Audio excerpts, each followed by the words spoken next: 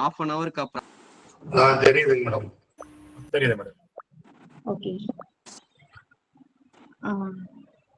எல்லாருக்கும் ஹாய். என் நேம் ஹரிப்ரியா. நான் சாரோட ரொம்ப நாள் ட்ராவல் பண்ணிட்டு இருக்கேன். Seniors, one of the senior students நான் ப்ரௌடாவே சொல்லிப்பேன். இன்னைக்கு வந்துட்டு நான் தான் சார்கிட்ட வந்துட்டு ஆக்சுவலி கேட்டிருந்தேன், ஒரு இம்பார்ட்டன்டான விஷயம் ஸ்டூடெண்ட்ஸ்க்கு எல்லாருக்குமே ஷேர் பண்ணணும் சார் அப்படின்னு சொல்லிட்டு. சார் வந்து இந்த செஷன் அரேஞ்ச் பண்ணியிருந்தாரு. ஸோ எனக்கு நான் பேசுறது ஆடிபிளா இருக்குல்ல எல்லாருக்குமே? இருக்கு மேடம்.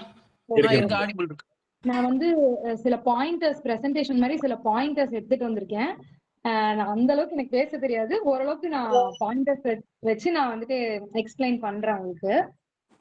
இப்போ ஃபர்ஸ்ட் என்னை பத்தி ஒரு பிரீஃப் இன்ட்ரடக்ஷன் சொல்லணும்னா, நான் வந்து ஒர்க்கிங் ப்ரொஃபஷனல் தான். மார்க்கெட்ல வந்து கொஞ்சம் இன்ட்ரெஸ்ட் இருக்கிறதுனால அப்படியே கத்துக்கலாம் அப்படின்னு சொல்லி சர்ச் பண்ணும்போது ஒரு நல்ல அகாடமி வந்துட்டு கிடைச்சிது. நான் ஃபர்ஸ்ட் ஜாயின் பண்ணேன். அதுக்கப்புறம் என் ஹஸ்பண்டும் நானும் சேர்ந்து தான் பண்ணிட்டு இருக்கோம். ஸோ அவர் ஒரு 3 monthsல அவர் ஜாயின் பண்ண வேண்டியது ஃபர்ஸ்ட் நான் ஜாயின் பண்ணேன். தென் அவரும் ஜாயின் பண்ணிட்டாரு ஒரு 3 monthsல. ஸோ 2 பேரும் சேர்ந்து தான் பண்ணிட்டு இருக்கோம். ஸோ ஃபர்ஸ்ட் ஆஸ் யூஷுவல் எல்லாரும் பண்ற மாதிரி கிளாஸ் ஜாயின் பண்ணி ஒரு 30 days ஒரு 45 daysல ஆர்வ கோளாறுல நான் ஸ்டார்ட் பண்ணிட்டேன் ட்ரேட் பண்றதுக்கு. பேக் டெஸ்ட் பண்ணதுதான், ஆனாலுமே வந்து ரியல் ட்ரேட் எடுத்தாதான் நமக்கு அந்த அந்த எமோஷன்ஸ் எல்லாமே இருக்கும் அப்படின்றதுக்கா அப்படியே ஸ்டார்ட் பண்ணதுதான். ஸோ மோஸ்ட்லி எல்லாரும் பண்ண மிஸ்டேக்ஸ், காமன் மிஸ்டேக்ஸ் நானும் பண்ணியிருக்கேன். பட் இன்க்ளூடிங் எனக்கு என்ன இன்னொரு ஒரு இஷ்யூ ஆயிடுச்சுன்னா, ஒர்க்கிங்ன்றதுனால இன்னும் கொஞ்சம் சார்ட்ஸை வந்து இதுவா டெப்தா அனலைஸ் பண்றது அந்த இடத்துல எனக்கு கொஞ்சம் இஷ்யூஸ் இருந்தது.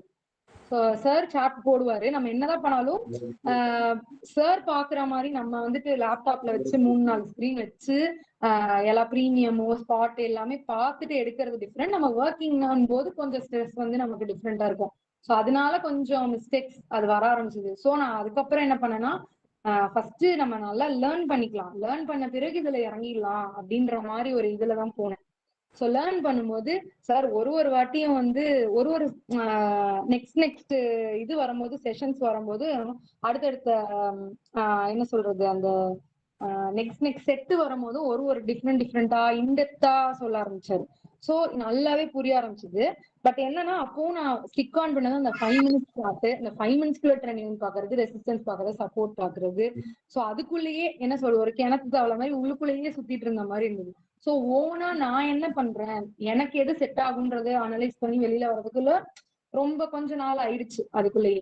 இன்னொன்னு என்னன்னா, கேபிட்டல் போடுறதுக்கு நமக்கு அந்த அளவுக்கு நாலேஜ் இல்ல அப்படின்ற ஒரு செல்ஃப் கான்பிடன்ஸ் இல்லாம கேபிட்டல் இன்க்ரீஸ் பண்ணாம அதுவும் ஒரு பயம் இருந்தது.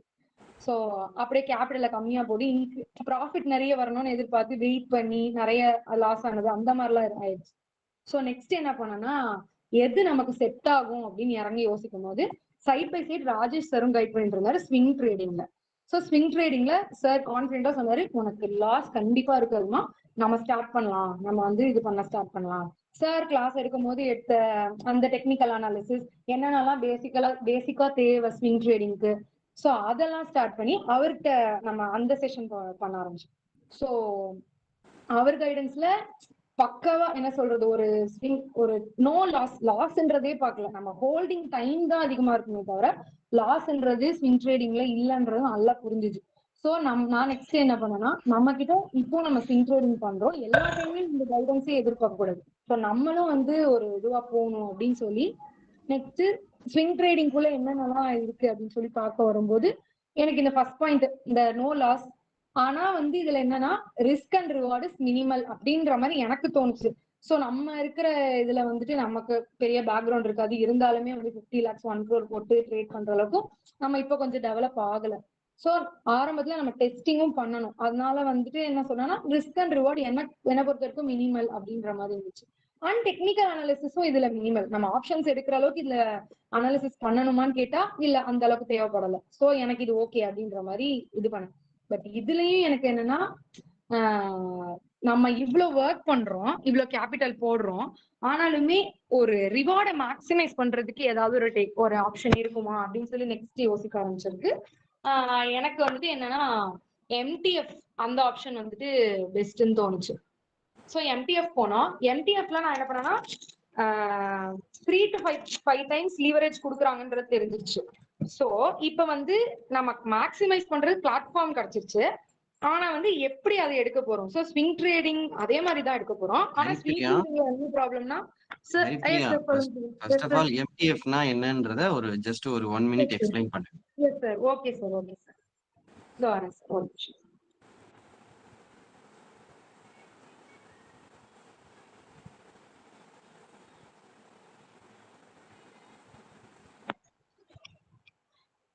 எஸ் எம்டிஎஃப்னா என்னன்னா மார்ஜினல் ட்ரேடிங் ஃபெசிலிட்டி. அவங்க என்ன பண்ணுவாங்கன்னா நம்ம புரோக்கரேஜ்ல இருந்து நமக்கு ஒரு பெர்சன்டேஜ் கொடுப்பாங்க. அதாவது என்னன்னா நம்ம ஒரு ஒரு 40% இன்வெஸ்ட் பண்றோம், ஒரு அமௌண்ட் ஒரு 1 lakh ட்ரேட் எடுக்கிறோம்னா 40,000 நம்ம பண்றோம் அப்படின்னா 60,000 அவங்க போடுவாங்க. இது ரியலா நம்ம வந்து ஈக்விட்டியில ஷேர் எடுக்கிற மாதிரி தான், அதாவது டெலிவரி எடுக்கிற மாதிரி தான். ஆனா என்னன்னா அவங்க கொடுக்குற அமௌண்ட்டுக்கு நம்ம வந்து இன்ட்ரெஸ்ட் பே பண்ணணும், அந்த மாதிரி இருக்கும். ஸோ நான் அதை தான் லிவரேஜ் ஃப்ரம் 3 to 5x போட்டிருக்கேன். ஸோ 1 lakh இருக்கு அப்படின்னா 3 lakhs to 5 lakhs வரைக்கும் நம்ம ஷேர் வாங்குற மாதிரி அந்த ஆப்ஷன் நமக்கு கொடுப்பாங்க. ஆனா இன்ட்ரெஸ்ட் 16% அந்த மாதிரி வரும். சும்மா நான் ஒரு இதுவா போட்டிருக்கேன், அது brokerage to brokerage டிஃபர் ஆகும். அதுல எனக்கு என்ன அட்வான்டேஜ் இருந்ததுன்னா ஸ்விங் ட்ரேட்ல நம்ம கொஞ்சம் அமௌண்ட் வந்துட்டு கேபிட்டல் வந்து அதிகமா போடுற மாதிரி இருந்தது. கம்பேரிட்டிவ்லி இப்போ எம்டிஎஃப் வந்து கரெக்டான ட்ரேட் எடுத்தோம் அப்படின்னா நமக்கு நல்ல ப்ராஃபிட் கிடைக்கும். ஸோ நான் அந்த பாயிண்ட்ஸ்ல தான் போட்டிருக்கேன். இதுல என்ன இன்னொரு இது என்னன்னா கேஷ் செக்மெண்ட்லயும் நம்ம பண்ணலாம். எஃப்என்ஓக்குள்ள மட்டும் இல்லாம கேஷ் செக்மெண்ட்ல கொஞ்சம் வால்யூம் அதிகமா இருக்கு அப்படின்ற ஸ்டாக்ஸும் நம்ம எடுக்கலாம்.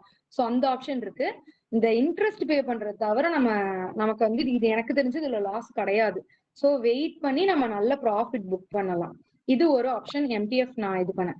இன்னொன்னு வந்து ஃபியூச்சர்ஸ் எதுக்கு போட்டிருக்கேன்னா நம்ம மார்க்கெட் மேல போயிட்டே இருக்கும்போது நம்ம வந்து நார்மலா டெலிவரி எடுக்கிற மாதிரி எம்டிஎஃப் எடுத்துருவோம். ஸோ ஆப்போசிட் சைடு போகும்போது நமக்கு ஆப்ஷன் இருக்காது. ஸோ அந்த டைம்ல ஃபியூச்சர்ஸ் நம்ம பிளான் பண்ணிக்கலாம். அதே மாதிரி ஆப்ஷன்ஸ்ல இருக்கிற இஷ்யூ என்னன்னா ப்ரீமியம் டிகே. ஸோ ஃபியூச்சர்ல நமக்கு ப்ரீமியம் டிகே இருக்காது. அண்ட் என்னன்னா இன்னும் ஒரே ஒரு சின்ன இது என்னன்னா ஃபியூச்சர்ஸ்க்கு நம்ம மார்ஜின் மெயின்டைன் பண்ணணும். So we have to keep margin for future trade. So இந்த 2 ஆப்ஷன் நான் வந்து எனக்கு என்னமோ ரொம்ப பக்காவா தோணுச்சு. ரெண்டாவது என்னால டே சார்ட் அனலைஸ் பண்ண முடியும், அந்த இடத்துல நான் வந்து ஸ்ட்ராங்கா இறங்கணும் அப்படின்ற ஒரு பாயிண்ட் ஆஃப் வியூல நான் அந்த எம்டிஎஃப் அண்ட் ஃபியூச்சர்ஸ் எடுத்திருக்கேன். ஸோ சார் சொன்ன அதே டெக்னிக் 5 minutesல சொன்ன அதே டெக்னிக் தான் டே சார்ட்ல நம்ம அப்ளை பண்ண போறோம். அந்த மாதிரி தான் நான் எடுத்துட்டு போனேன் அதை. ஸோ நெக்ஸ்ட் நான் என்ன பண்ணேன்னா என்னோட இது காமிக்கிறேன், பிஎன்எல் காமிக்கிறேன் உங்களுக்கு. இது வந்து நான் 1 lakh கேபிட்டல் வச்சு பண்ண எம்டிஎஃப். ஸோ அதை வச்சு எனக்கு 1,13,000 ப்ராஃபிட். இது வந்து நான் ஜஸ்ட் ஸ்கிரீன்ஷாட் ஆட் பண்ணிருக்கேன். ஒரு நிமிஷம் நான் பிஎன்எல்ஏ காமிக்கிறேன்.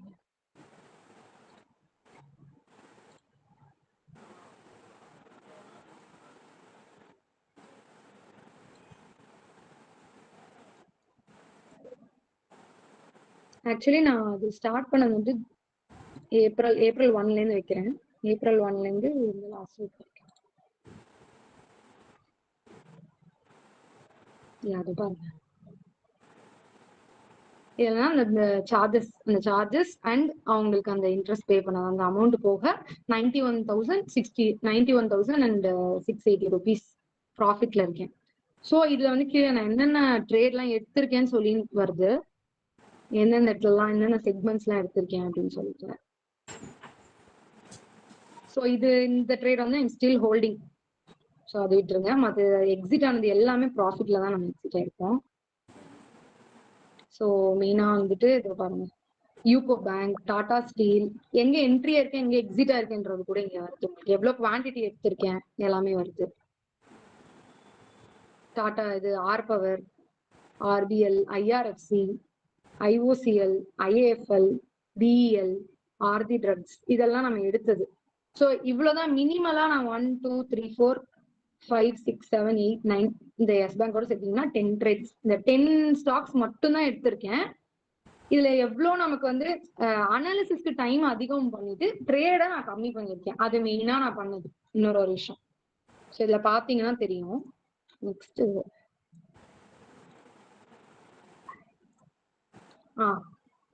நெக்ஸ்ட் பார்ட் என்னன்னா நான் எப்படி ஸ்டாக் செலக்ட் பண்ண, எங்க என்டர் ஆன, எங்க எக்ஸிட் ஆனன்றதுக்கு நான் சில பாயிண்ட்ஸ் வச்சிருக்கேன். ஸோ ஃபர்ஸ்ட் ஒன் வந்து candle language is the basic key. இதை நம்ம என்னதான் டே கேண்டில் எடுத்து அனலைஸ் பண்ணாலும் சார் சொன்ன 5 minute என்ட்ரி எக்ஸிட்ல கேண்டில், அதாவது கேண்டில் ஸ்டிக் அவர் சொல்லிப்பாரு, எந்த கேண்டில் சப்போர்ட்ல இருந்து மேல போகும், எந்த கேண்டில் ரெசிஸ்டன்ஸ்ல இருந்து கீழே வரும், அந்த கேண்டில் லாங்குவேஜ் நமக்கு தெரியணும். சோ பிலோ ஓபன் ஆகி இன்சைட் க்ளோஸ் ஆகுறது பெஸ்டா, இல்ல ஈக்குவல் ஓபன் ஆகி மேல போறது பெஸ்டா, பிலோ ஓபன் ஆகி அபோவ் க்ளோஸ் ஆகுறது பெஸ்டா, அந்த பேசிக்கா சார் சொல்லி கொடுத்த ஃபர்ஸ்ட் 2 கிளாஸ்ல இருக்கிறது தான் ஃபர்ஸ்ட் பாயிண்ட். சோ அந்த கேண்டில் லாங்குவேஜ் இருந்தா மட்டும்தான் நம்ம எங்க என்டர் ஆகணும், எந்த இடத்துல நம்ம ஹோல்ட் பண்ணணும், எப்போ எக்ஸிட் ஆயிடணும், அவ்வளவுதான். இதுக்கு மேல எக்ஸிட் ஆயிடலாம். நான் என்ன சொல்றேன், ப்ராஃபிட்ல எக்ஸிட் ஆகுது, தென் எஸ்எல்னாலும் எஸ்எல் டீசென்டா கொடுத்துட்டு நம்ம வரலாம். சோ இந்த மாதிரிதான். இதுல மோஸ்ட்லி எஸ்எல் நம்ம குடுக்குற மாதிரி இடத்துல என்ட்ரி ஆகக்கூடாது. ஏன்னா இந்த இடத்துல பேஷண்டா இருந்து நம்ம என்டர் ஆகணும். சோ ஃபர்ஸ்ட் நான் போட்டிருக்கிறது candle language is the basic key. ரெண்டாவது வந்து 3 பிளேஸ்ல நான் வந்து என்டர் ஆவேன். ஒன்னு சப்போர்ட்ல என்டர் ஆவேன், ரெண்டாவது சேச்சுரேஷன் ஏரியா இருந்தா என்டர் ஆவேன், மூணாவது பிரேக் அவுட் ரீடெஸ்ட். இந்த 3 ஏரியால என்டர் ஆகணும் ஒரு ஸ்டாக்ல அப்படின்னு சொல்லி நான் பாத்திருந்தேன். சோ இருங்க, அதுக்கு நெக்ஸ்ட் சார்ட் நான் உங்களுக்கு காமிக்கிறேன். இது வந்து டாடா ஸ்டீல். வெயிட் பண்ணுங்க, நான்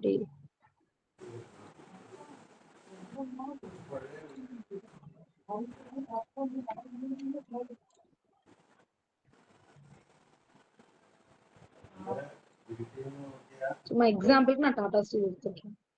சோ டாடா ஸ்டீல் வந்து உங்களுக்கு அதாவது ஸ்டாக் பிரைஸ் கம்மியா இருந்தாலும் வால்யூம் நல்லா இருக்கிற ஸ்டாக். சோ அதை எடுத்து ட்ரேட் பண்ணேன் நான் மோஸ்ட்லி. நான் பார்ப்பேன், யூஸ்வலா பாக்குற ஸ்டாக். சோ அதனால நான் உங்களுக்கு காமிக்கிறேன்.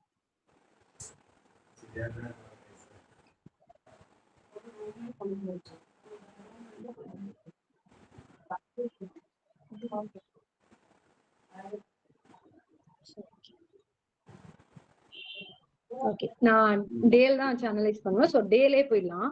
இப்போ ஃபர்ஸ்ட் வந்து 3 ஏரியா சொன்னேன்ல, நான் என்டர் ஆகிறதுக்கு ஆல்ரெடி சார்ட் வரைஞ்சிருக்கேன். ஒண்ணு வந்து ஆல்ரெடி ஒரு வாட்டி 2 வாட்டி சப்போர்ட் எடுத்திருக்கான். ஸோ இந்த ஏரியா வந்து ஒண்ணு சப்போர்ட் எடுத்த ஏரியா, என்டர் ஆகலாம் ஒண்ணு. ஸோ உங்களுக்கு மினிமல் எஸ்எல். ரெண்டாவது வந்துட்டு சேச்சுரேஷன் ஏரியா. ஸோ சேச்சுரேஷன் ஏரியானா இங்கெல்லாம் சேச்சுரேட் ஆகுது இல்ல ஸ்டாக்ஸ், இந்த இடத்துல அப்படியே உங்களுக்கு சேச்சுரேட் ஆகி மூவ் ஆகுது, இந்த இடத்துல சேச்சுரேட் ஆகி மூவ் ஆகுது. சார் பேசிக்கலி ஒரு பாக்ஸ் போடுவார்ல, சோ அதுதான் அந்த சேச்சுரேஷன் ஏரியா இருக்கு அப்படின்னா அதோட சப்போர்ட்ல இல்ல அங்கிருந்து பிரேக் ஆனா இது. மூணாவது வந்து break out retest. So 2 technique தான் யூஸ் பண்ணுவோம். ஒண்ணு வந்துட்டு ட்ரெண்ட் லைனு, ரெண்டாவது ராஜேஷ் சார் வருது 44 moving average. So 44 moving average touch பண்ணிட்டு மேல போனா எடுப்பேன், இல்ல எப்பவுமே எடுக்கும் போது 44 மூவிங் ஆவரேஜ் கீழே இருக்கணும், அந்த மாதிரி பாத்துப்பேன். சோ 44 மூவிங் ஆவரேஜ் வந்து கப் மாதிரி க்ளோஸ் ஆகுது, இந்த மாதிரி க்ளோஸ் ஆகுதுன்னா டவுன் ட்ரெண்ட். சோ இந்த இடத்துல போய் என்டர் ஆகக்கூடாது. அதே மாதிரி கப் மாதிரி மேல போகுது அப்படின்னா இந்த இடத்துல என்டர் ஆகலாம். சார் சொன்னது. நான் வந்து இங்க என்டர் ஆயிருந்தேன், டாடா ஸ்டீல் வந்துட்டு 130ல என்டர் ஆயிருந்தேன். சோ அங்க இருந்து ஸ்டாக் மேல போச்சு. நான் வந்து ப்ரீவியஸா ஒரு பெரிய ரெட் கேண்டில் இருக்கு இல்லையா, அதோட ஓபன் பிரைஸ்ல நான் வந்து எக்ஸிட் ஆயிட்டேன். சோ இந்த இடத்துல நம்ம மிஸ் பண்ணியிருந்தாலும், இந்த இடத்துல சோ இங்க என்டர் ஆக மிஸ் பண்ணியிருந்தாலும் ட்ரெண்ட் லைன் ரீடெஸ்ட் ஒரு இடத்துல நான் சர்க்கிள் பண்ணிருக்கேன் பாருங்க, அங்க நீங்க என்டர் ஆயிருந்தா கூட ப்ரீவியஸ் ரெசிஸ்டன்ஸ்ல நம்ம எக்ஸிட் ஆயிருக்கலாம். சோ இன்னொரு ஆப்ஷனும் நமக்கு இருக்கு. சோ என்ன பண்ணணும்னா, நம்ம வந்து ஸ்டாக்ஸ ஒரு நாள் பார்த்துட்டு விடக்கூடாது. அந்த எந்த ஏரியாவுக்கு வந்தா என்டர் ஆகணும்ன்றத நோட் பண்ணி வைக்கணும். என்னென்ன பேட்டர்ன் நம்ம ஃபாலோ பண்றோம், இதுல வந்து சார்ட் பேட்டர்ன் ஃபாலோ பண்ணுவோம், டே சார்ட்ல அனலைஸ் பண்ணுவோம், ட்ரெண்ட் லைன், மூவிங் ஆவரேஜ் 44, இந்த 4மே நான் பார்ப்பேன், பிளஸ் வால்யூம். ஆனா இது எல்லாமே இருந்தாலும் லாஸ்ட்ல ஒரு விஷயம், நான் வந்துட்டு நியூஸ் பார்ப்பேன், மணி கண்ட்ரோல் நியூஸ், வால்யூம் இருக்கிற ஸ்டாக்ஸ் எடுப்பேன். மூணாவது என்னோட ஓன் ஸ்கிரீனர், நானும் ஹஸ்பண்டும் சேர்ந்து ரெடி பண்ணது. எங்களோட ஓன் ஸ்கிரீனரை நாங்களே ரெடி பண்ணி வச்சுட்டு எந்த மாதிரி இடத்துல என்டர் ஆகும்னு சொல்லி நாங்களே அது அனலைஸ் பண்ணிட்டு அந்த மாதிரி ஸ்டாக்ஸை மட்டும்தான் அனலைஸ் பண்ணி எடுப்போம். சோ இதுல எனக்கு தெரிஞ்சு இது ஒரு எக்ஸ்ட்ரா. நம்ம வந்து எந்த மாதிரி இடத்துல ட்ரேட் பண்ணணும் அப்படின்னு நினைக்கிறோம், நம்ம ஒரு ஓன் ஸ்ட்ராட்டஜி வச்சிருக்கணும் அப்படின்றதுக்காக நான் இதையும் ஆட் பண்ணிருக்கேன் அதுல உங்களுக்கு. சோ வேற ஏதாவது சார்ட் வேணாலும் காமிக்கிறேன், இஷ்யூ இல்ல. நெக்ஸ்ட் போயிடலாம். நெக்ஸ்ட் வந்துட்டு ஃபியூச்சர்ஸ் அண்ட் ஆப்ஷன்ஸ் எடுத்திருக்கோம். ஸோ அதோட பிஎன்எல்லும் நான் இன்க்ளூட் பண்ணியிருக்கேன் இதுல. மேம் அது 130ல என்ட்ரி பண்ணனும்னு சொல்லிக்கிறீங்க, அது 44 மூவிங் ஆவரேஜ் கீழ தான இருக்கு. சப்போர்ட்ல சார் அது. இங்க நீங்க அதுக்கு ப்ரீவியஸா பாத்தீங்கன்னா கப் இருக்கு பாத்தீங்களா, கப் மாதிரி மேலே ஏறுதுல, 2 வாட்டி சப்போர்ட் எடுத்திருக்கு. சோ 3வது வாட்டி அதுலதான் சார் அங்க என்டர் பண்ணா எனக்கு எஸ்எலும் மினிமல். சோ நான் அங்க என்டர் ஆயிருக்கேன், இங்கேயே என்டர் ஆகலாம். நான் அதான் சொன்னேன், பிரேக் அவுட் ரீடெஸ்ட்லயே என்டர் ஆகலாம். இப்ப அதே மாதிரிதான் இப்ப நான் இன்னொரு பாயிண்ட் இங்க வச்சிருக்கேன்ல உங்களுக்கு 12th ஜூலை அதுவும் கப் மாதிரி க்ளோஸ் ஆகுது. சோ அங்கேயும் ஒரு ரீடெஸ்ட் பாயிண்ட் இருக்கு. இந்த இடத்துல பாருங்க, இங்க பாத்தீங்கன்னா இந்த லெவல் 170.92 திரும்ப உங்களுக்கு செல் சைடு ஆகுதுல்ல, அதே மாதிரி கான்செப்ட் தான். இங்க உங்களுக்கு கப்பு மாதிரி இருக்கு. சோ வந்து இங்க இந்த சப்போர்ட் யூஸ் பண்ணிக்கணும். ஓகேவா? Okay okay. இது ஒன் ஆஃப் தி எக்ஸாம்பிள்ஸ் தான். நான் மோஸ்ட்லி அதான் அந்த மூணுமே யூஸ் பண்ணுவேன். நான் 3 பாயிண்ட்டுமே யூஸ் பண்ணுவேன். அந்த 3 இடத்துலயுமே எங்கனாலுமே என்ட்ரா எக்ஸிட் ஆகிற மாதிரி. நீங்க வேற ஒரு ஸ்டாக் காமிக்கிறேன். ஐஐஎஃப்எல் காமிக்கிறேன். ஸோ 406ல என்டர் ஆயிட்டு 450ல எக்ஸிட் ஆயிருக்கேன். ஸோ அது காமிக்கிறேன்.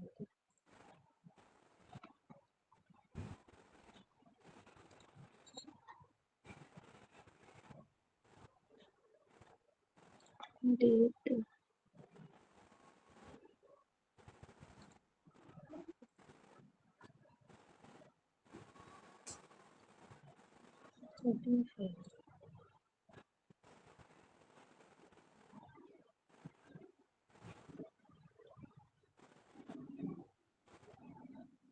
சோ இந்த இடத்துல சார் இதோ சேச்சுரேஷன் இருக்கு. சோ இந்த இடத்துல என்டர் இருக்கு. இந்த இடத்துல சேச்சுரேட் இருக்காங்க, அதனால என்டர் ஆயிருக்கேன். இங்க வந்து மூவிங் ஆவரேஜ் பிலோ, ரொம்ப பிலோவா இருக்கு. சோ மேல தான் நான் என்டர் ஆயிருக்கேன். எங்க வந்தா நெக்ஸ்ட் இது வந்து நான் இந்த இடத்த வச்சேன், பட் இங்கே எக்ஸிட் ஆயிருக்கேன் நினைக்கிறேன். 450ல எக்ஸிட் ஆயிட்டேன் இந்த பாயிண்ட்ல. ஏன்னா அந்த இடத்துல ஒரு பிரேக் அவுட் ஆயிருந்தது. சோ அப்படியே எக்ஸிட் ஆயிடுச்சு.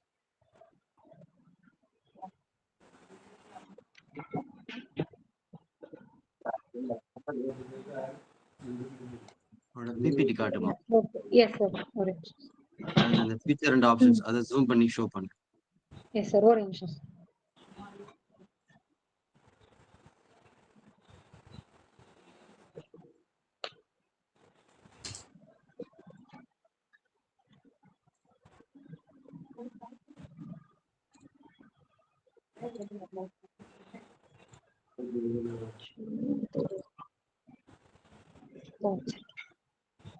இதுலயுமே வந்துட்டு மெயினா இதெல்லாம் ஆப்ஷன்ஸ் பண்ணதுல கொஞ்சம் இடத்துல இதா இருக்கு.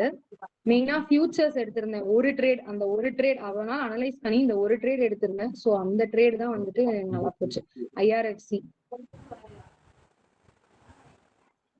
அதையும் காமிச்சு.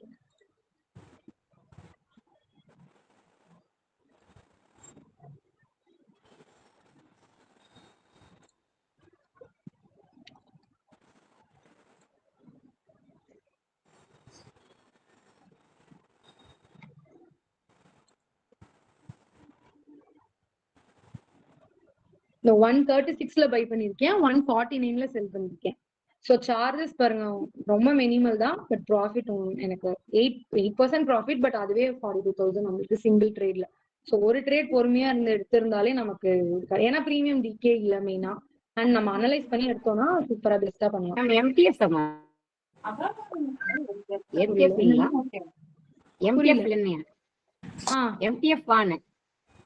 இல்ல இது ஃபியூச்சர்ஸ்ல எடுத்தது. அதான் சொல்றேன், ஃபியூச்சர்ஸ் அண்ட் எம்டிஎஃப் ரெண்டுமே பண்ணுவேன்.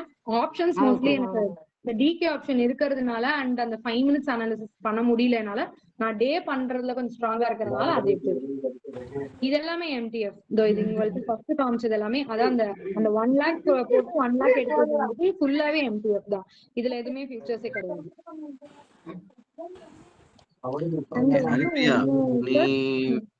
ஹரிப்ரியா, சொல்லுங்க சார். மோஸ்ட்லி நமக்குள்ள கன்வர்சேஷன் எது அதிகமா இருக்கும் அதையும் சொல்லிடுமா? ஏன்னா நீ ஒவ்வொரு எம்டிஎஃப் ஸ்டாக்ஸ் எடுக்கிறப்ப என்ன மாதிரி கன்ஃபர்மேஷன் எடுத்துப்ப அதையும் எக்ஸ்பிளைன் பண்ணிடு இவங்க கிட்ட. ஃபுல்லா சார்ட்ஸ் தான். ஃபுல்லா சார்ட் போட்டு நானும் போட்டு சார்ட்ட கேட்பேன். ஹோல்ட் பண்ணலாமா சார், என்ன பண்ணலாம், லெவல் எப்படி, ஸ்டாக் ஆப்ஷன்ஸ் போலாமா சார், இது சார் காமிச்சது ஃபுல்லா சார்ட்ஸ் தான் இருக்கும்.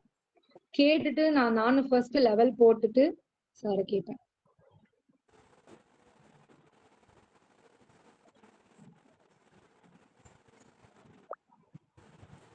டாடா ஸ்டீல் நானும் சார்ட்ஸ் ஃபுல்லாவே ஷேர் பண்ணுவேன். சாரும் சொல்லுவாரு. ஸோ கான்வர்சேஷன் அந்த மாதிரி தான் இருக்கும். என்ன சொல்றது, நம்ம கரெக்டா கேட்டோம் அப்படின்னா சார் வந்து எடுக்கலாமா சார் அப்படி இதுவா கேட்க கூடாது. நம்ம அனலைஸ் பண்ணி அதை சென்ட் பண்ணோம் அப்படின்னா இம்மீடியட்டா சார் ரிப்ளை வரும். பஞ்சாப் நேஷனல் பேங்க் கொடுத்திருக்காரு, நிறைய கொடுத்திருக்காரு இந்த மாதிரி.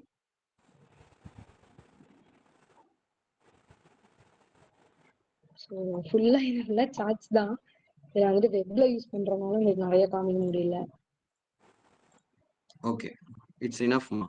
Yes, sir. நீ வந்து ஓவராலா வந்து இப்ப எல்லா பீப்புளுக்கும் ஒரு கொஸ்டின் மார்க் கிரியேட் பண்ணி விட்டீங்க. எப்படின்னா எல்லாரும் ஆப்ஷன்ஸ் ட்ரேட்னு சொல்லி கடிவாளம் கட்டி ஓடிட்டு இருக்காங்கல்ல, Sir. இப்ப அவங்களுக்குள்ளேயே ஒரு கொஸ்டின் மார்க் கிரியேட் ஆயிருக்கும். கரெக்டா இல்லையா guys? Yes. Yes, sir. Correct, sir. ட்ரேடுனா எல்லாரும் options trade option trade option trade ஓடுறீங்கல்ல. ஓகே, மியூட் போட்டுக்கோங்க ப்ளீஸ். ஸோ அதுக்கு ஒரு பர்ஃபெக்ட் எக்ஸாம்பிள் தான் ஹரிப்பிரியா. இவ்வளவுக்கும் அவங்க ஒர்க்கிங் ப்ரொஃபஷனல். ஓகே, நமக்கு என்ன வருமோ அதுதான் சொல்ல வரல. நீங்க யாரு, உங்களுக்கு எது வரும் எது வராது, உங்களை யாரு ஒருத்தவங்க அனலைசஸ் பண்றாங்களோ அவங்களையே அவங்க தான் ட்ரேட்ல வின் பண்ணுவாங்க. ஓகே, ஸோ அதை அவங்க பண்ணியிருக்காங்க. அதுக்கு அவங்க ஹஸ்பண்டும் சப்போர்ட் பண்ணியிருக்காங்க, டீமா ஒர்க் பண்ணியிருக்காங்க. புரியுதா? ஸோ அதோட பிஎல் ஸ்டேட்மெண்ட் தான் இப்ப பாக்குறோம். உன்னோட கோல் என்னம்மா ஹரிப்பிரியா, அதையும் சொல்லிருப்பா. சார் நீங்க இன்னொன்னு சார், நீங்க அந்த ஸ்கிரீனர் ஓனா பண்ணணும்ன்றதே நீங்க ஸ்கிரீனர் போர்ட்டல் தான் சார் வந்து ஐடியாவே. அந்த ஸ்கிரீனர் வச்சு எடுத்ததுதான் சார். அதுக்கப்புறம் தான் வந்துட்டு இது டெவலப் பண்ணது. சிம்பிள் கைஸ், நான் அவங்களுக்கு அவங்க அந்த அளவுக்கு இன்ட்ரெஸ்டடா இருக்குன்னா அவங்களுக்கு ஒரு ஸ்பெஷல் ஸ்கிரீனர் ஆல்ரெடி நம்மகிட்ட இருக்கிற ஸ்கிரீனர் கொடுத்தேன். அதோட இம்பாக்ட்ல அவங்களா ஒரு ஐடியா கிரியேட் பண்ணி அதை வச்சு அவங்க என்ன பண்ணிருக்காங்க பண்ணிருக்காங்க. ஸ்கிரீனர்னா 90% உங்களோட ஐடியா தான் சார். அந்த 10% தான் சார் நாங்க ஒர்க் பண்ணிருக்கோம். நீங்க ஸ்கிரீனர் மீன்ஸ் அதாவது ஸ்டாக்கை செலக்ட் பண்ணி ஃபில்டர் பண்ணி கொடுக்குற ஸ்கிரீனர். ஓகே, அதோட ஒரு டெப்த் கோர் அவங்க எடுத்து அவங்களா ஓனா பண்ணிட்டு இருக்காங்க. நமக்கு தேவை ப்ராஃபிட், அது எப்படி வந்தாலும் ப்ராஃபிட் தான். ஓகே, ஸோ அந்த வகையில எனக்கு ரொம்ப ப்ரௌடா இருக்குமா. நீ வந்து உன்னோட கோல் என்னன்றதையும் சொல்லிடு, அப்பதான் இவங்களுக்கு எல்லாம் தெரியும். சார் 1 crore ப்ராஃபிட் பண்ணோம் சார். அதான் சார் நெக்ஸ்ட் கோல் வித்தின் 150 ட்ரேட்ஸ். இப்ப உன்னோட பிஎல் ஸ்டேட்மெண்ட் போயேன்ப்பா. அந்த எம்டிஎஃப்ல எத்தனை ட்ரேட் எடுத்திருக்கேன்றதை ஷோ பண்ணுங்க. Yes sir. நான் அதான் சார் காமிச்சேன். 10 ட்ரேடு தான். 10 ட்ரேட்ல நம்மளால 113% ப்ராஃபிட் பண்ண முடியுது. இங்க பாருங்க, கொஞ்சம் மேல போங்கப்பா, மேல போங்க. இப்ப இங்க பாருங்க கைஸ், ஏப்ரல்ல இருந்து ஸ்டார்ட் பண்ணி July, almost April May June July முடிய போகுது மிட். அப்ப இதுல பாத்தீங்கன்னா 3 ட்ரேட் லாஸ். அப்ப இவங்களுக்கு நிம்மதின்ற ஒரு விஷயம் இருக்குல்ல, அது கோடி காசு கொட்டி கொடுத்தாலும் வராது. போன் பண்ணி சார் 40 லட்சம் லாஸ் சார், 20 லட்சம் லாஸ் சார், 5 லட்சம் லாஸ் சார், அதுக்கு என்ன ஆக்ஷன் எடுத்திருக்குன்னு கேட்டா கொஸ்டின் மார்க். இல்ல சார் சார் விட்டுட்டு போயிடணும் தான் சார் நிறைய பேர் நினைக்கிறாங்க. ஆனா எங்க விட்டோமோ அந்த இடத்துலதான் சார் நமக்கான சொல்யூஷன் இருக்கு.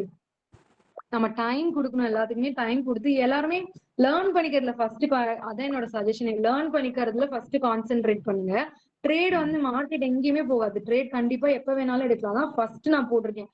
Always concentrate on learning process.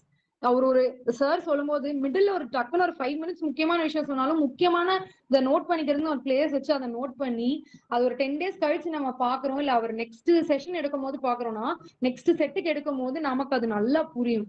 So notes எடுத்து அதை திருப்பி ரிவைஸ் பண்ணி அந்த மாதிரி மூவ் பண்ணுங்க. லேர்னிங் ப்ராசஸ் மேல ஃபர்ஸ்ட் கான்சென்ட்ரேட் பண்ணுங்க. ரெண்டாவது வந்து உங்களுக்கு எந்த மாதிரி ட்ரேடு சூட் ஆகும்னு ஃபர்ஸ்ட் பாருங்க. அதாவது என்னன்னா ஆப்ஷன்ஸ்ல நிறைய ப்ராஃபிட் வருதுதான் ஓகே, ஆனா லாஸ் பண்ணவங்களும் நிறைய பேர் இருக்காங்க அதுல. அதால நமக்கு என்ன ஆகும்னா ஒரு மாதிரி இந்த பிசினஸ் மேலதான் நமக்கு இன்ட்ரெஸ்ட் போயிடும். ஒரு மாதிரி வெளியில போயிடலாம்னு தோணுமே தவிர என்ன சொல்றது, இதுலயும் நம்மளால இது பண்ண முடியும் அப்படின்ற ஒரு நமக்கு இண்டிவிஜுவலா அந்த கான்பிடன்ஸ் வந்து வருமானு தெரியல. அதனால யாருக்கு ஆப்ஷன் சூட் ஆகுதோ அவங்க எடுத்துக்கோங்க. யாருக்கு இந்த மாதிரி ஸ்விங் சூட் ஆகுதோ ஸ்விங் எடுத்துக்கோங்க. அதுக்கப்புறம் எம்டிஎஃப் பண்ணுங்க, ஃபியூச்சர்ஸ் பண்ணுங்க. இந்த மாதிரி கொஞ்சம் ப்ராடா நம்ம என்னெல்லாம் இருக்கோ எல்லாத்தையுமே நம்ம அனலைஸ் பண்ணி கொஞ்சம் நமக்கு என்ன சூட் ஆகுமோ அதுபடி போயிட்டு ஸ்ட்ரெஸ்ஸை மினிமலா வச்சுட்டு ட்ரேட் டைமை கம்மியா வச்சுட்டு அனலிசிஸ் அண்ட் பிராக்டிஸ் அதிகம் பண்ணிக்கோங்க. சோ அதுதான். ஹரிப்ரியா, இப்ப வந்து இவங்களுக்கு ஏகப்பட்ட கொஸ்டின்ஸ் ஓடி இருக்கும் மைண்டுக்குள்ள.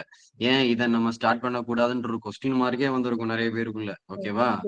இப்ப இதுல என்னன்னா எவ்வளவு கேபிட்டல் வச்சு ஸ்டார்ட் பண்ணீங்க, இப்ப எவ்வளவு கேபிட்டல் இருக்கு, எம்டிஎஃப் ஓட இம்பார்ட்டன்ஸ் என்ன, இதுல ஏஞ்சல் என்ன பண்றாங்க, இதுல எப்படி ஒர்க் அவுட் பண்றீங்க, அத வந்து ஒரு 5 மினிட்ஸ் சொல்லி முடிச்சுட்டு நம்ம செஷனை க்ளோஸ் பண்ணிக்கலாம். சரியா? Okay okay sir. ம். இப்போ எம்டிஎஃப்ல மெயின் முக்கியமான விஷயம் வந்து 3 to 5 டைம்ஸ் அவங்க வந்து நமக்கு லீவரேஜ் கொடுக்குறாங்க. ஓகே 1 lakh இருந்துச்சுன்னா அவங்க என்ன பண்றாங்க 3 to 4 டைம்ஸ் லிவரேஜ் தராங்களாம். Yes sir. ஓகே இதுல நிறைய பேருக்கு எங்க பாருப்பா நோ இன்ட்ரெஸ்ட் நீ போன கொண்டு வந்திருக்காங்க சார் எம்டிஎஃப் எடுத்தா. அதுதான் இதுல நிறைய பேருக்கு எம்டிஎஃப் இன்னும் இருக்கிறதே தெரியாது. ஓகே இப்ப இதுவே ஆப்ஷன் இருக்கும். அதுல போய் இதுல வெளிய எடுத்தீங்கன்னா கடன் வாங்கி ட்ரேட் எடுக்கிறதுக்கு இந்த மாதிரி புரோக்கர்ட்ட கடன் வாங்கி கரெக்டா ப்ராஃபிட் பண்ணி இந்த மாதிரி ஷோ பண்ணாலே அவங்களுக்கு கான்பிடன்ஸ் வந்துடும்.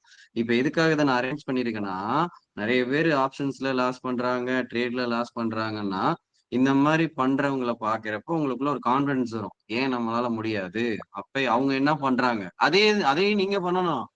அவங்க பண்றத அதே மாதிரி நீங்களும் ஃபாலோ பண்ணணும். ஃபாலோ பண்ணா பண்ணுவீங்க, இல்லன்னா மறுபடியும் அதே மாதிரி ஜீரோல இருந்து ஸ்டார்ட் பண்ற மாதிரி இருக்கும். அதுல பெர்சன்டேஜ் அவங்க கேக்குறாங்களே சார், அவங்க காசு மினிமம் வச்சுட்டு சொல்றாங்க காசு. காசு வந்து கொஞ்சம் அதுல இருக்கணும்ன்ற மாதிரி சொல்றாங்க. அதுல எவ்வளவு லாஸ் ஆகுது அந்த காசு அதுல நம்ம என்ன எஸ்எல் ப்ரிப்பேர் ஆயிருக்கோமோ அந்த அளவுக்கு நீங்க மார்ஜின் வச்சுக்கோங்க. சோ நீங்க 10,000 இருந்தா கூட இதை ஸ்டார்ட் பண்ணலாம் தாராளமா. நம்ம 10,000க்கு நம்ம கேபிட்டலுக்கு எடுக்கிறோம் அப்படின்னா நம்மளோட எஸ்எல் அதுக்கேற்ற மாதிரி நம்ம 5% வச்சிருக்கீங்கன்னா ஒரு 7% வந்து அமௌண்ட் நீங்க மார்ஜினா வச்சுக்கணும். பட் நீங்க 10,000 கேபிட்டல் வச்சிருக்கீங்கன்னா 30,000 40,000 உங்களால ஸ்டாக் வாங்க முடியும் இல்லையா? அது ஒரு அட்வான்டேஜ் தானே. Yes ma'am yes ma'am. அதுதான் 10,000ல இருந்து ஸ்டார்ட் பண்ணலாம். சின்ன சொல்லுங்க மேம். இது எல்லாமே கேஷ் மார்க்கெட்ல டேல க்ளோஸ் பண்ணிடுவீங்களா மேம்? அன்னைக்கே க்ளோஸ் பண்ணிடுவீங்களா? இல்ல ஹோல்ட் பண்றேன். ஹோல்ட் பண்ணதுக்கு தான் உங்களுக்கு அங்க வந்து சார்ஜஸ் வந்திருக்கு பாருங்க, ஸ்கிரீன்ல ஷோ பண்றேங்க நானு. இது வந்து அந்த புரோக்கரேஜ் சார்ஜஸ். இது வந்து அதர் இது வந்து உங்களுக்கு மொத்தமா அந்த 30,000 வந்து சார்ஜஸ். ஆவரேஜா எவ்வளவு நாள் ஹோல்ட் பண்றீங்க? 30,000 வந்துட்டு 2.5-3 மந்த்ஸ்க்கான சார்ஜஸ். அதுவே உங்களுக்கு பாத்தீங்கன்னா ப்ராஃபிட்ல உங்களுக்கு மினிமலா தான் உங்களுக்கு 90% ப்ராஃபிட் ஆயிருச்சு இல்லையா நமக்கு. Okay okay ma'am. ஆவரேஜா எவ்வளவு நாள் ஹோல்ட் பண்றீங்க மேம்? இது ஸ்விங்கா என்ன சார்? ஆவரேஜா எவ்வளவு நாள் ஹோல்ட் பண்றீங்க மேம்? வீக்ஸ்லயா இல்ல மந்த்லாங்க? நான் வந்து அதாவது எப்படி நம்ம எடுக்கிறோம்ன்றத பொறுத்துதான். இப்போ சப்போர்ட்ல எடுக்கிறேன் அப்படின்னா நெக்ஸ்ட் இப்ப சும்மா எக்ஸாம்பிளுக்கு நான் சும்மா ஸ்கிரீன்ல காமிக்கிறேன். இப்ப நான் இந்த ரெட் அபவ் எடுக்கிறேன்னு வச்சுக்கோங்க, 122ல எடுக்கிறேன் அப்படின்னா நெக்ஸ்ட் ப்ரீவியஸ் பையரோட க்ளோஸ் பையரோட ஓபன் அங்க க்ளோஸ் பண்ணிக்கிற மாதிரி வைப்பேன். அது நான் ஸ்டேஜஸ் வச்சிருப்பேன். நம்ம வந்து ப்ரீவியஸ் அதுக்கு அடுத்து பையரோட ஓபன், அதுக்கு அடுத்து பையரோட ஓபன், இந்த மாதிரி நம்ம எவ்வளவு நாள் ஹோல்ட் பண்றோம்ன்றத பொறுத்து. அவ்வளவுதான். அதுக்கு ஒரு நீங்க சேம் டேல ஓபன் பண்ணி சேம் டேல க்ளோஸ் பண்ணா இன்ட்ராடே மாதிரி கணக்கு வரும் உங்களுக்கு. அப்போ வந்து சார்ஜஸ் இன்னுமே மினிமலா இருக்கும், உங்களுக்கு அந்த இன்ட்ரெஸ்ட் இருக்காது. மேம் இது சீரியஸாவே ரொம்ப பெரிய ஐ ஓபனர் மேம். என்னன்னா நமக்கு 1 lakh rupeesக்கு 40 rupees per day அந்த மாதிரி வரும் உங்களுக்கு. நமக்கு கண்டிப்பா இங்க ஏறும் நல்லா பண்ணலாமா இது மேம்? இன்ட்ராடேல வந்து நீங்க கண்டிப்பா ஈவினிங் க்ளோஸ் பண்ணியே ஆகணும்னு உங்களுக்கு நிர்பந்தம் இருக்கும். சோ இது வந்து நீங்க உங்களுக்கு டிசைட் ப்ராஃபிட் அன்னைக்கு வந்தா நீங்க அன்னைக்கு க்ளோஸ் பண்ணலாம். 2 to 3 days ஹோல்ட் பண்ணலாம், 1 week ஹோல்ட் பண்ணலாம்ன்ற ஆப்ஷனும் உங்களுக்கு எம்டிஎஃப்ல கிடைக்குது இல்ல. ஓகே. இது மேக்ஸिमम நிஃப்டி 50 ஸ்டாக்ஸ் எடுத்துட்டு ஒரு நிமிஷம் நீங்க எம்டிஎஃப் எடுத்துட்டு அன்னைக்கே க்ளோஸ் பண்ணா அது இன்ட்ராடே கணக்கு, உங்களுக்கு சார்ஜஸ் கம்மி. நீங்க உங்களுக்கு எம்டிஎஃப் எடுக்கும்போது ஆப்ஷன் இருக்கு. அதாவது என்னன்னா இப்போ ஒரு பொட்டன்ஷியல் ஸ்டாக் அது இன்னொரு 2% 3% நெக்ஸ்ட் டே ஏறும் அப்படின்னு நீங்க நினைச்சீங்கன்னா ஹோல்ட் பண்ணலாம்ல தாராளமா. அதுதான் இது இன்ட்ராடேல இருந்து இருக்கிற அட்வான்டேஜ். அதுதான் எம்டிஎஃப்ல. ஓகே ஓகே அண்டர்ஸ்டாண்ட் ஆகுதா மேம்? இதுல brokerage வந்து ஆட்டோ ஸ்கொயர் ஆஃப் பண்ணுவாங்களா? கேஸ் லாஸ்ட்ல போனுச்சுனா புரியல. brokerages வந்து இதுல ஸ்கொயர் ஆஃப் பண்ணுவாங்களா இஃப் இன் கேஸ் லாஸ்ட்ல போனுச்சு அப்படினா? அதுதான் நம்ம மார்ஜின் இல்ல அப்படின்னா ஸ்கொயர் ஆஃப் பண்ணுவாங்க. நாம அதனால தான் ப்ராப்பரா எஸ்என் ஃபிக்ஸ் பண்ணிட்டு பண்ணுவாங்க. ஆக்சுவலா ஃபியூச்சர்ல தான மேடம் மார்ஜின், இதுக்கு மார்ஜின் கிடையாதுல்ல? மார்ஜின் இது வந்து அவங்க நமக்கு வந்து சப்போர்ட் பண்றாங்க இல்லையா? இப்போ ஒரு 1 lakh நமக்கு 10,000 போடுறோம்னு வச்சுக்கோங்களேன், 4,000க்கு தான் நம்ம எடுக்கிறோம். இந்த 4,000 தான் நம்மளோட கேபிட்டல். அதுல 6,000 அவங்க பே பண்றாங்க. ஓகே லாஸ் 4,000 வரப்ப க்ளோஸ் பண்ணிடுவாங்க. 10,000 ட்ரேடுக்கு ஒரு 2,000 லாஸ்ல இருக்குன்னு வச்சுக்கோங்க.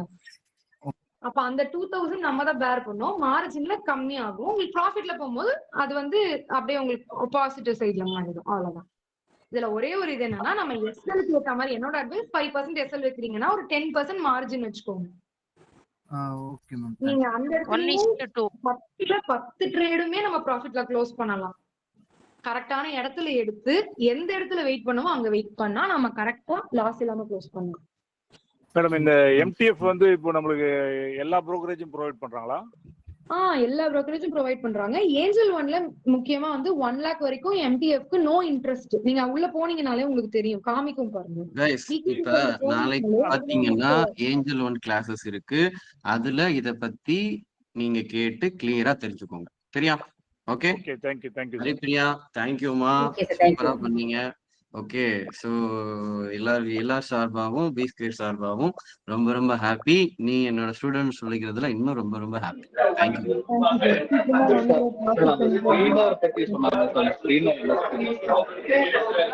Thank you.